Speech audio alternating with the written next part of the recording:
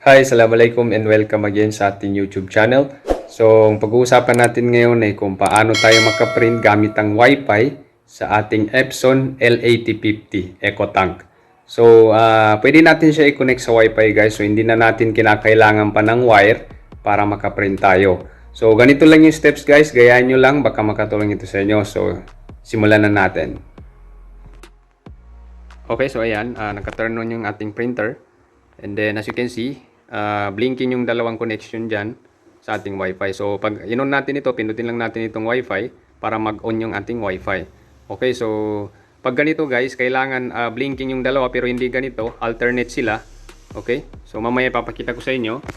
And then, ayan, ito yung drivers natin. So kailangan natin mag-download ng drivers sa Google. Okay, so yung Epson L8050, yan yung ita-download natin. Okay, so i-open lang natin ito. Ayan. So updating. So wait lang natin yan. Dahil lang natin matapos yung pag-update niya. Okay. So blinking pa rin yan siya. Ayan.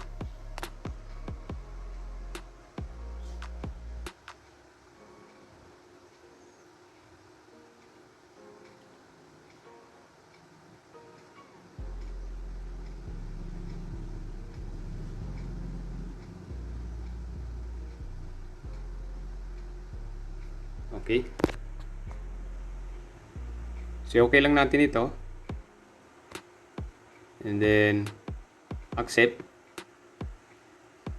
Yes. Okay. So next lang natin. And then dito tayo sa I have finished filling ink into ink tanks. So check lang natin yan and then next natin ulit. Okay, so downloading printer driver.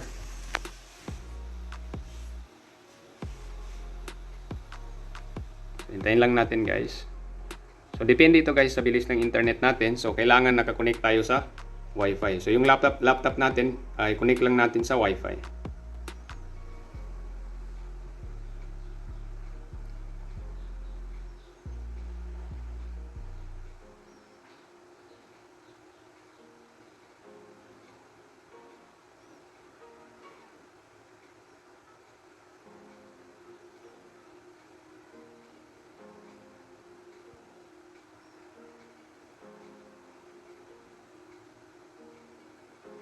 Okay, so installing printer driver.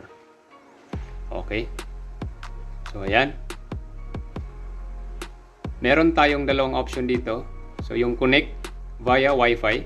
So as you can see, lumabas na yung kanyang IP address dyan. Ayan. So ngayon, i-connect natin dyan. Since naka-Wi-Fi tayo ngayon. So try natin ito i-close muna para may pakita ko sa inyo.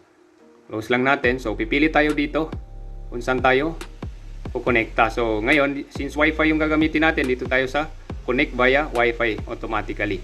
Ayan. So pag na-check natin yan, punta tayo dito sa ating printer and then dapat itong dalawa is hindi sabay na mag-blink. So alternate sila. So pindutin lang natin ito. Ayan, wait lang. So long press lang natin. Okay, so ganyan dapat yung ilaw ng ating Wi-Fi sa ating printer. Okay? And then punta tayo dito ulit. Then next lang natin. Okay, so ayan.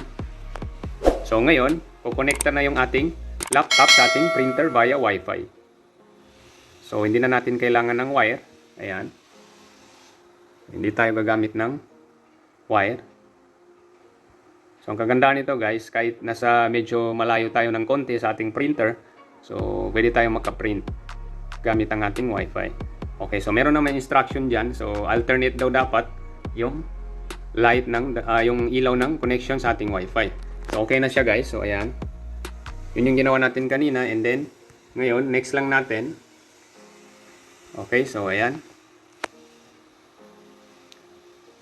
So malalaman natin guys pag nakakonekta na ito kasi magi-stop yung dalawang light, iilaw yung dalawa and then magi-stop. Ayan.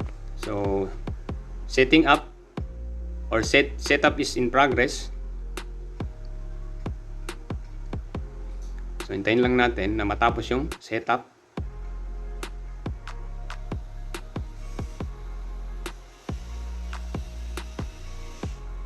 So again, dapat nakakonect yung laptop natin sa Wi-Fi, okay?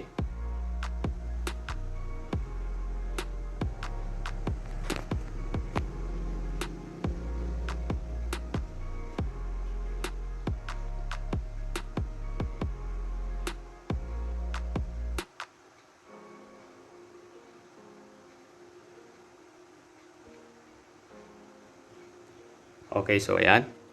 As you can see, nag-stop na yung dalawang connection sa ating Wi-Fi. So, hintayin lang natin na matapos ito. So, ibig sabihin yan, connected na tayo. So, hintayin lang natin matapos yung progress or yung setup. Okay, so ayan. As you can see, yan lang i-check natin yung IP address automatic configuration. So, next lang natin yan. Huwag na natin palitan. Ayan.